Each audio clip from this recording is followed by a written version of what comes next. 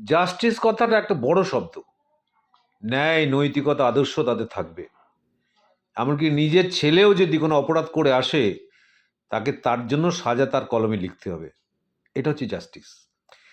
এই অভিজিৎ গঙ্গোপাধ্যায় যিনি, তিনি চাকরি ছেড়ে দিলেন, রিজাইন করলেন, তারপরে গিয়ে বিজেপির এমপি হলেন।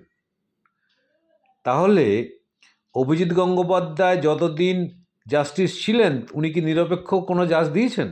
কোনো জাজমেন্ট কি নিরপেক্ষ? হতেই পারে না।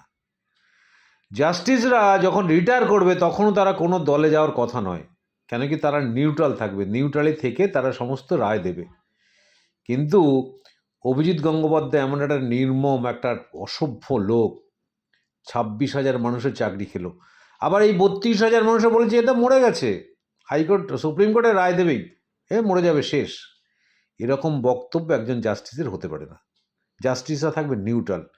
সেই কারণে এই অভিজিৎ গঙ্গোপাধ্যায় কি বললো না বললো আমার কিচ্ছু আসে যায় না।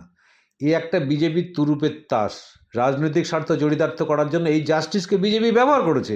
এখন দেখুন না, ও যে কথাগুলো বলছে, অভিষেক সম্বন্ধে কি কথা বলে, আরে ফোর্ট ফোর্ট, তারপরে কি বোধহয় কি হলুদাস না কি এরকম সব কথাবার্তা বলে।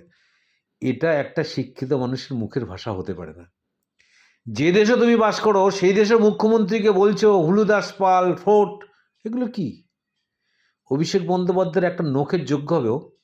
অভিষেক বন্দ্যোপাধ্যায় রাজনীতিতে যেখানে যায়, যে জনজোয়ার তৈরি হয়, ও তার নখের যোগ্য হবে না। অথচ অভিষেক বন্দ্যোপাধ্যায়কে বলছে ফুট, মানে পাত্তাই দেয় না, মানে সে তার কাছে কিছুই না।